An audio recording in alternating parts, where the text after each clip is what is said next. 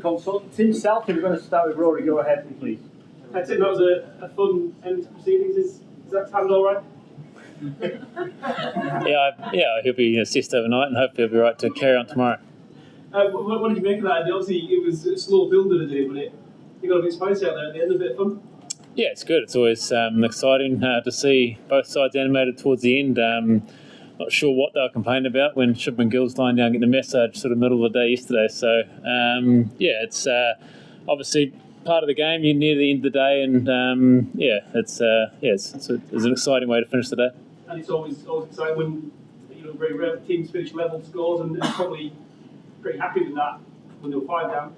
Yeah, I think it was been a great 3 days of cricket. Probably a little bit more old-fashioned sort of Test cricket the first couple of days, but I think the way the guys kept the energy up with the ball and were able to dismiss India level scores, and we're heading into a great sort of shootout over the next couple of days.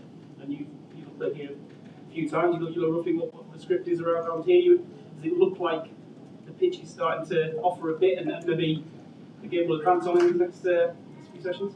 I think we saw today as the bowlers sort of tore it away. There's moments there where there's a bit on off for the ball, but we also saw with batters that were in, it was nice to bat as well. So I think with 3 very hot days and another good day forecast tomorrow, there should be a little bit of deterioration throughout the surface at some stage. We've got Will in the other side. Go ahead, Will. It seemed like kind of emotions bubbled over a little bit there. Have you felt there's been a sense that that's kind of building towards that kind of flashpoint in this series so far, or has the relationship been quite great? No, I think it's been a great series so far. I think both sides have played some good cricket and in a good spirit. And I think tonight was just a bit of energy towards the end of the day. It's been a long 3 days, and it was good to see the energy still there from both sides. And we get an update on Bashir. He was on the boundary, he sat down for a long time, so it looked like he might come out and bowl again. What's the situation with this thing? Yeah, he'll be fully assessed overnight, and I'm sure there'll be an update in the morning on how Shoaib's finger is pulled up. So yeah, at the moment it's with the medical staff, and they'll be I'm sure there'll be more on that tomorrow. Mel, go ahead.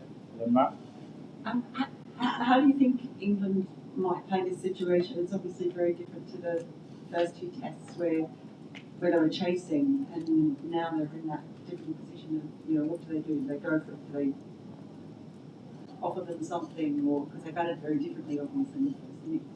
Yeah, I think we batted the conditions on day one. You obviously got a lot more time, and the guys sort of adapted to those conditions. But with only 2 days left, I'm sure they'll again assess conditions. We'll chat about it now as a side, and then come out tomorrow with a plan on how we want to go about the next couple of days. Matt, and then we'll go into the far side. With Shoaib's finger, obviously it's his non-bowling hand, I think. So, is it giving him discomfort? Was it like a worry about getting hit again while fielding? What was the thinking to not come back on if it would not affect his actual bowling? If that makes sense. Yeah, I think just to get an understanding of how bad it is. Obviously, his left hand, he had an issue with his right finger in the test against Zimbabwe. So I think just to treat what it is and hopefully be right in the second innings. And Jofra, it must have been pretty. How would you sum up his overall performance? I guess it must have been pretty good to see him back up yesterday with an even quicker spell.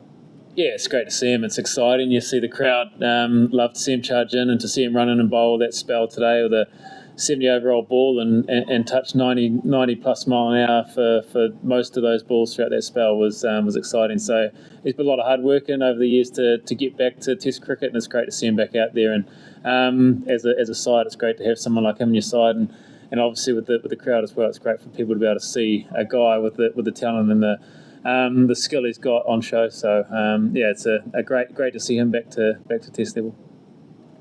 Just on when Stokes did sort of dispatch you down at one point to have a little word with him and say enough's enough for this spell?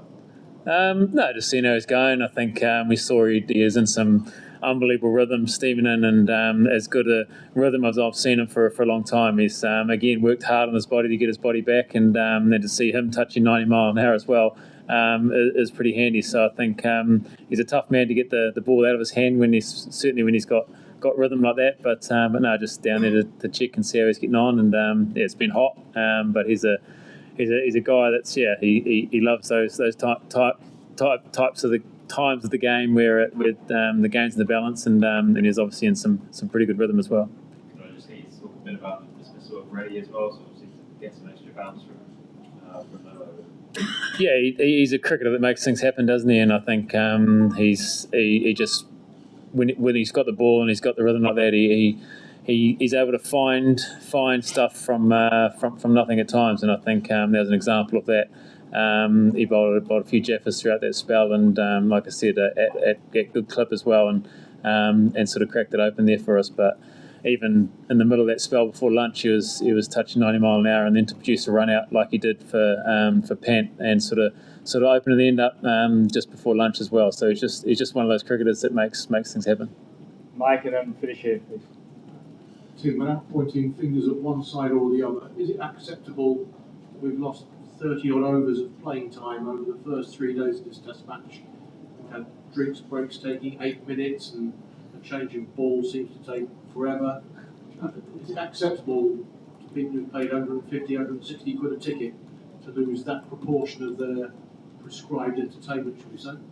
Yeah, it's never ideal, I don't think, but it's obviously been hot, so there's been probably more drinks than usual. There's been a number of stoppages with the ball. Also, DRS takes its time. There's a number of stoppages, but yeah, to I guess lose that much, it's probably at the extreme level. And the last one at the front, please. Can you talk about what kind of a conversation you are having, especially in these kind of wickets with fast bowlers? It's very close to or likely like subcontinent kind of wickets.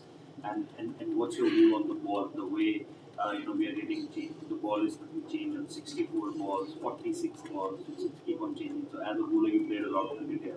Is it surprising for you? Yeah, the Duke Bulls obviously has a history of being a ball that sort of offers a bit for the bowlers throughout the innings, but we've seen obviously this year with the batch this year, they tend to have gone out of shape and soft at times. So that's frustrating, I think, for everyone.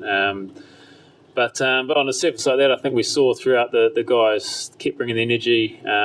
Guys are smacking the wicket as hard as they can and creating chances throughout. So I think particularly probably from Ben Stokes' spell before lunch through the afternoon, I think the guys were exceptional, and the energy they brought on a pretty good surface. So I think to toil away and get the rewards later in the day was pretty good.